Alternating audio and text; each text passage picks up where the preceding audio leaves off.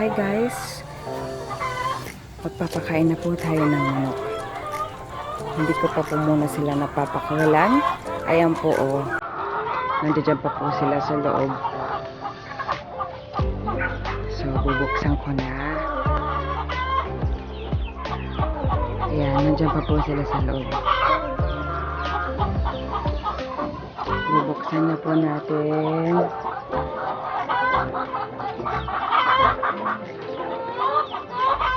Ayan.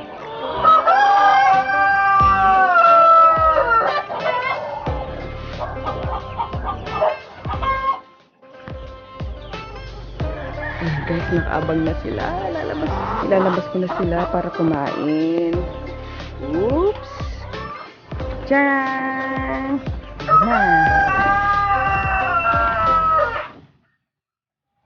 Oops!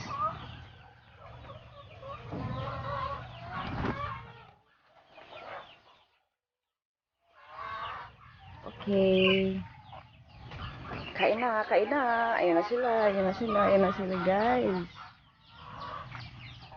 Yan guys, yung kulay black na nakikita ninyo, yan yung black astrolord. Buksan pa natin yung iba. Wait lang. Uy, nagsusolo ka dyan ah. Oops! Tcharan! Yan, may mga kasamang sisi. Maliliit pa sila. Kasama nila ang mga inahin. Ayan, ayan, ayan, ayan.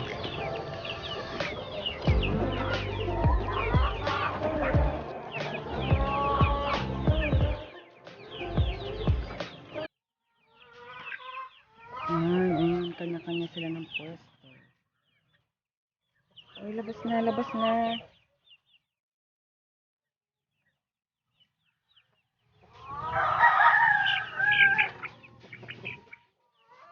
Ayan, kumakain sila. Ito yung mga... Ayan. Taran! Wow. Yan naman guys ay Rhode Island Red na babae. Yan, kumakain sila. Yan, lalabas na sila. Nag-uunahan guys. Ito naman guys, nakabukod sila kasi ito yung mga nangingitlog ng fertilized egg. Para maging fertilized ang mga egg ng babaeng manok, kailangan may partner silang lalaking manok. So ayan guys, nakikita niyo yung yan yung black astrolord male. Malaki yung palong niya. Yan.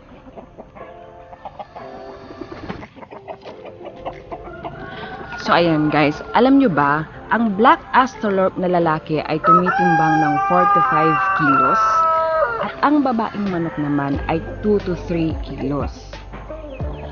Ang itlog ng black astrolord ay magmula medium to XXL. At alam nyo guys, madali silang alagaan at low maintenance din ang manok na ito kahit ito ay imported. Isa ito sa the best na heritage chicken na pwedeng alagaan sa bakuran.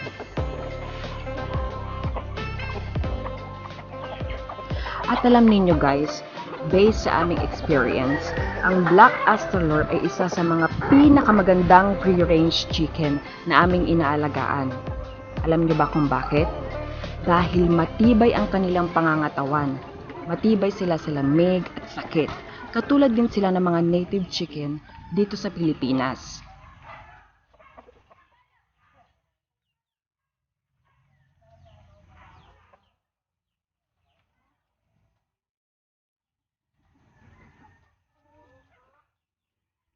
So ayan guys, yan naman yung babaeng black astrolord.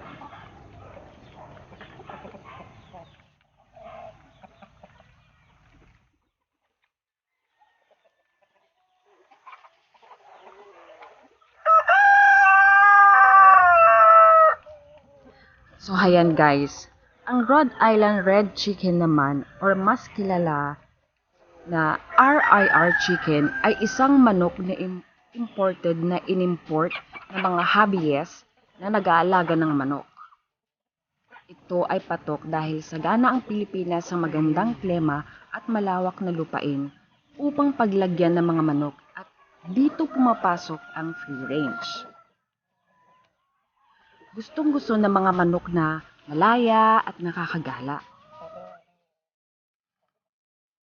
Ang timbang ng lalaking Rhode Island Red ay 35 kilos sa kanyang max adult at ang babaeng Rhode Island Red naman ay 2 to 3 kilos. Marami ang naiingganyong mag-alaga nito ngayon dahil sila ay dual purpose breed. Ang ibig sabihin nito ay pwede silang meat type para doon sa lalaking Rhode Island Red at egg type naman sa babaeng Rhode Island Red.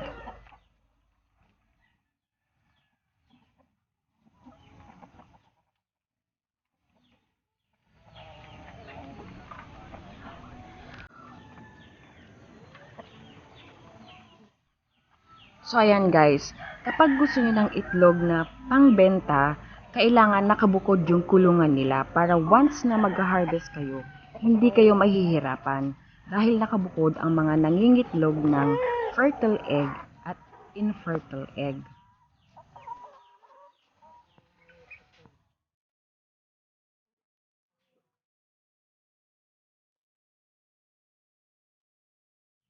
So ayan guys, nakikita po niyo yan, iyan po ay mulberry. Kung gusto ho ninyo makatipid ng pagkain ng manok, pwede ho yan. Tadtarin niyo ho yung dahon ho niya ng maliliit, tapos po ihalo ninyo sa pagkain ng manok.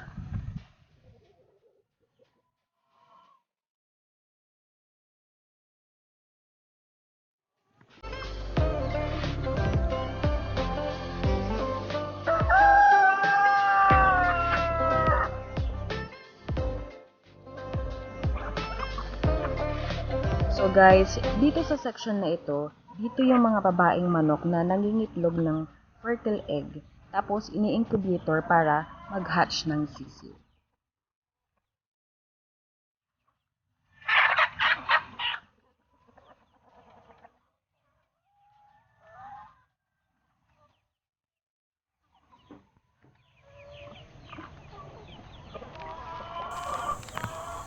So, dito sa section naman na ito guys, dito yung mga babaeng manok na nangingitlog ng infertile egg.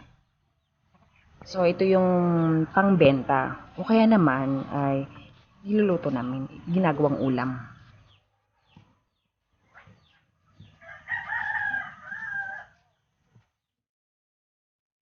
So, ayan guys, gustong-gusto nila yung nakakagala sila kung saan-saan kasi mahilig silang magkalkal ng kung ano-ano. Yan.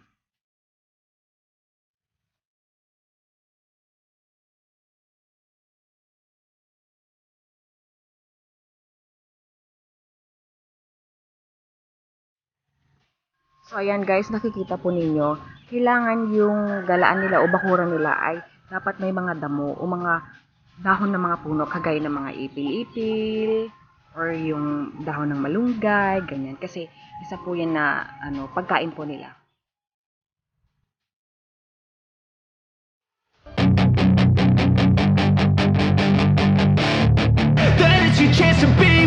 Hey kid, don't ever let them get inside your head. They'll tell you what to do in life instead of everything you know that you could get. Don't let them guide your life towards regret. I'll fight for what I love with every breath.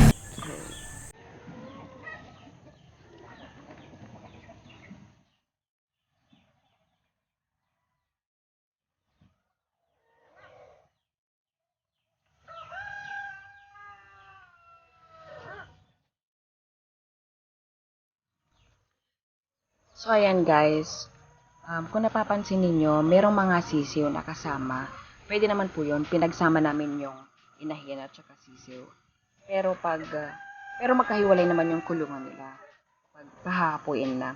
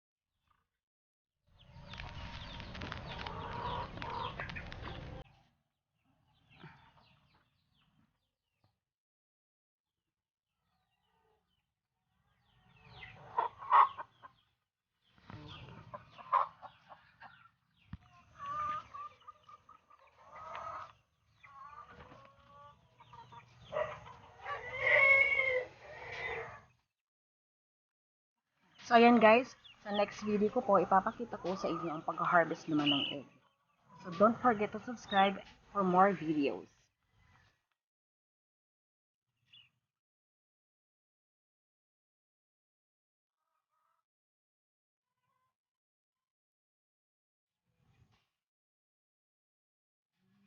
So ayan guys, sana ay nag-enjoy po kayo and thank you for watching.